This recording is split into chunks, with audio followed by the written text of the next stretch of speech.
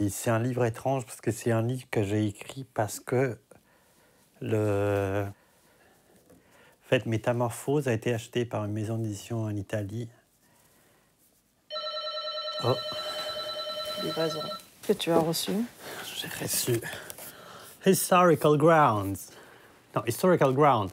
The Role of History in Contemporary Landscape Architecture by John Dexon Hand, qui est le plus grand historien de théorie du paysage et des jardins, qui enseigne à Penn University. Énormément. Bah oui. Et à on a chaque vu. fois qu'ils arrivent, je suis trop Je suis trop content. contente. Mais il y a beaucoup de livres. C'est comme... Il y en a beaucoup. mais je devrais arrêter. En plus, je dépense trop d'argent dans ce truc-là. Donc, je dois travailler plus après pour...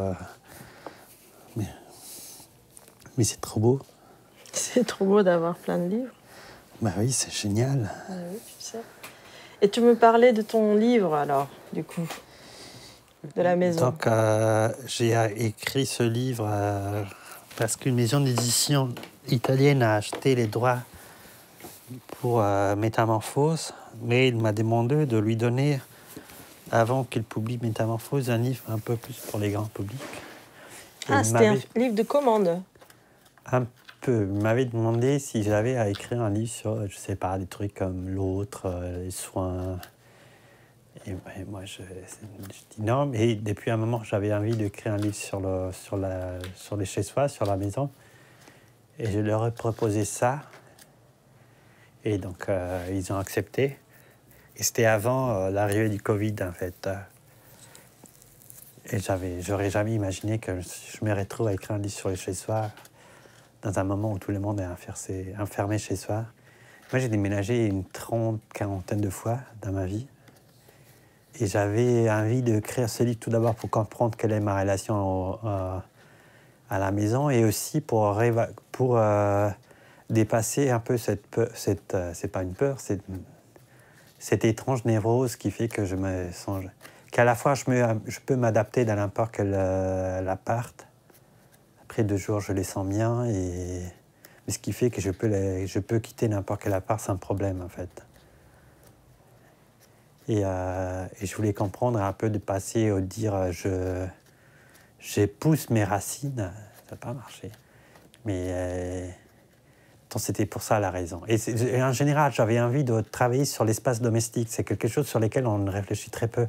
Même d'un point de vue architectural, il y a des bibliothèques entières sur la ville, mais très très peu de choses sur la maison, sur les chez-soi. Et c'est quelque chose dont on parle très, très peu parce que c'est un peu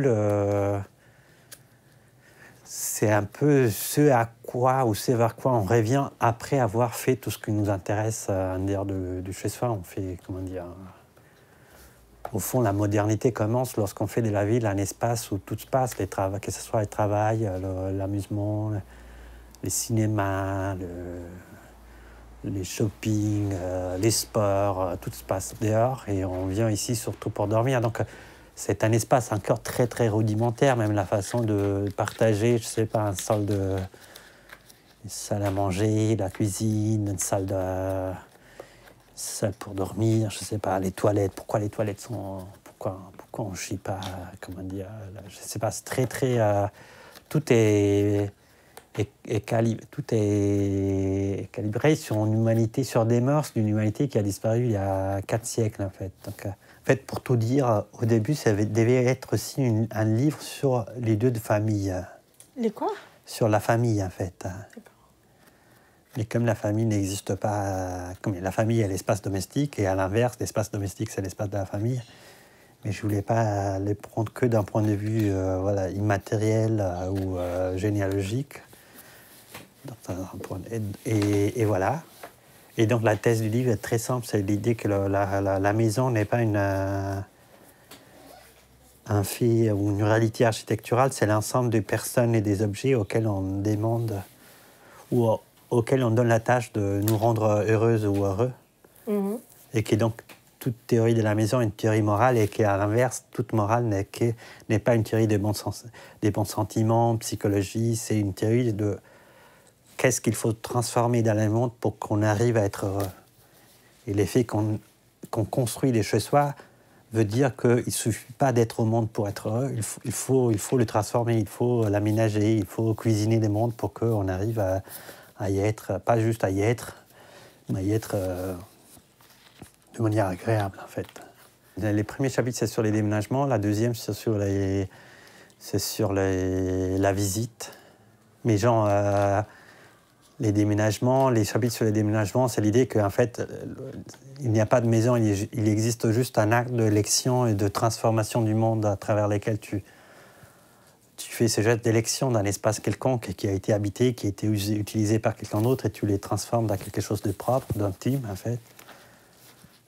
La visite, c'est un chapitre sur l'amour, en fait, sur qu'est-ce que ça veut dire aimer quelqu'un et pourquoi l'amour est un mystère domestique et pas public. Après, il y a un chapitre sur les salles de toilette, mais qui est un chapitre sur les genres, en fait. Genre. Ouais, être masculin, être féminin. Un chapitre sur les garde-robes, sur les vêtements. Un chapitre sur les social media, qui sont des espaces domestiques désormais, et qui ont transformé l'espace domestique, parce qu'à travers cela, tu es plus seul, en fait, tu es plus juste avec ton copain ou ta copine, tu es avec 100 000 personnes qui habitent dans une intimité qui est presque domestique, en fait, parce que là, je peux parler avec n'importe qui, comme si c'était ici, et passer un après-midi même avec cette personne. Il y a un chapitre sur les cuisines, il y a un chapitre sur les lits, mais comme espace de disparition psychique, comme un espace où on n'est plus là, un garage où on disparaît, on n'est plus là. En fait. Le sommeil, c'est un peu ça, c'est l'idée que... Sur les animaux, un chapitre sur les jardins, donc c'est pas forcément que sur les espaces, en fait, mais sur la vie domestique, en fait, dans tous ces aspects. Le confinement, quand tu as écrit, ça n'a pas vraiment... Si, ça a un peu... tout d'abord parce que j'avais jamais passé autant de temps à la maison. C'est-à-dire, j'ai passé beaucoup de temps normalement à la maison, mais pour écrire. C'est la seule raison pour laquelle je passais avant du temps à la maison. Mais du coup, forcément, je pense d'un point de vue implicite, ça a changé. Mais ça a changé parce que je pense que les confinements de mon point de vue, les confinements est aussi la fin de l'espace urbain tel que nous l'avons connu dans les derniers, je ne sais pas, 3-4 siècles. C'est la fin des villes et la fin de l'idéal que c'est dans la ville que tout doit se passer. Et une prise de conscience assez radicale du fait qu'on avait vraiment négligé l'espace domestique, qu'on en avait fait un espace qui n'était pas très bien pour nous accueillir. En fait, tout d'abord, qui était trop modelé sur un modèle familial généalogique. Donc, tu étais avec ton père, ta mère ou avec ton copain et tes enfants, mais pas avec tes amis. Et du coup, c'est compliqué quand il n'y a pas la ville qui t'offre cet espace autre. Et que du coup, il faut changer, il faut trouver D'ailleurs, Facebook, Instagram, ce sont des espaces domestiques, digitales, avec qui on habite avec 100 000 personnes, 3 000 personnes. Et il faut équilibrer cette schizophrénie entre une maison minérale où tu es seul avec 3 personnes et une maison digitale où tu vis avec des milliers de personnes tous les temps, en fait. Il faudrait trouver un équilibre entre ces deux espaces qui te permet d'élargir un peu l'espace d'intimité physique, réel, en fait. Et je pense que c'est ce qui va se passer petit à petit dans les futurs. On ne peut plus se permettre d'habiter de cette manière-là, parce que ça correspond trop à une forme un mode de vie qui n'est plus les nôtres. Et après, je pense que ce qui doit se faire, ce qui va se passer dans les années qui viennent, c'est une espèce de reconstruction de l'espace politique, mais à partir de l'espace domestique, en fait.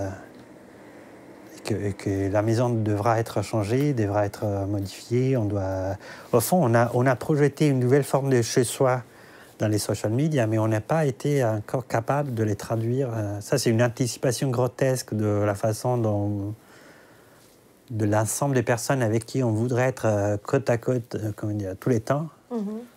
Mais on n'a pas eu, pour plein de raisons, on n'a pas eu le courage, le temps de... Et c'est ce qui est en train de se faire à ces moments, en fait. Pendant les deuxièmes confinements, il y a eu un réaménagement. Non seulement les gens sont partis de la ville et sont allés à la campagne, évidemment, donc il y a eu une tentative de corriger ce déséquilibre vers la pierre, l'espace minéral qui était très fort dans la ville contemporaine. Mais les jeunes, par exemple, se disent on va habiter dans un château à 30, en fait. C'est pas forcément, c'est pas l'idéal du kibbutz ou de la commune, parce que c'est pas forcément l'idée, mais c'est l'idée de reconstruire en proximité qui n'est pas juste la proximité métropolitaine où tu habites avec eux, avec des inconnus, en fait. Donc, je pense que ça va petit à petit. Toi, c'est un peu aussi ta vie idéale? Je sais pas si j'ai une vie idéale. Moi, ma vie idéale, c'est peut-être... non, je sais pas. Moi, j'adore... Moi, si c'était pour moi, je dormirais dans des hôtels tous les jours, en fait. Dans les hôtels tous les jours? Pourquoi? C'est impersonnel. J'adore les hôtels. J'adore les hôtels, j'adore voyager, j'adore les avions, j'adore les aéroports, j'adore les trains. Si c'était pour moi, je ferais ça, en fait, tous les jours.